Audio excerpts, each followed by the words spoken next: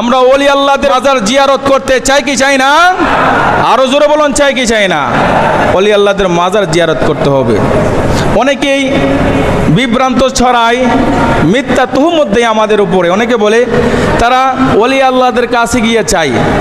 আচ্ছা বলো, আমরা যারা মাজার জিয়ারত করতে যাই, আমরা যারা ওলিদেরকে মহাব্বত করি, ভালোবাসি, আমরা কি ওলি আল্লাহদের কাছে কিছু চাই না আল্লাহর কাছে চাই?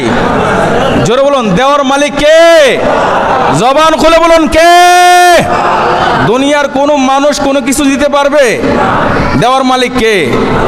ওলি আল্লাহর দরবারে আমরা কিভাবে চাই? আমরা যখন ওলির দরবারে যাই তখন আল্লাহর দরবারে দোয়া করি, আল্লাহ তোমার এই খাস ওলির ওসিলায় আমাদের দোয়া কবুল করো। সুবহানাল্লাহ বলবেন না?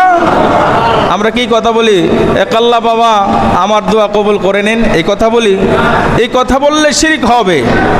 আল্লাহ বাবার ওসিলাই দিয়াই, নাক্কার বান্দা বান্দির ওসিলা দিয়াই আল্লাহর দরবারে যখন চাওয়া হয়, আমার আল্লাহ বলেন আমার লজ্জা লাগে, আমি আল্লাহ ওই হাত ফিরে দিতে পারি না। একটু জোরে বলি সুবহানাল্লাহ।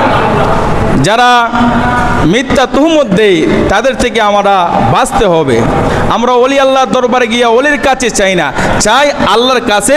ওসিলা দেই কেল্লা শাহ, ওসিলা দেই মেহরালি শাহ, ওসিলা দেই শাহজালাল, ওসিলা দেই শাহপরান, যত ওলি আল্লাহ আছে তাদের ওসিলা দিয়ে আমি আল্লাহর দরবারে চাই। একটু জোরে বলি সুবহানাল্লাহ। কথা বুঝতে পারছেন? কারণ আল্লাহ বলেন ওয়াবতাগু ইলাইহিল ওয়াসিলা, বান্দারা তোমরা ওসিলা করো।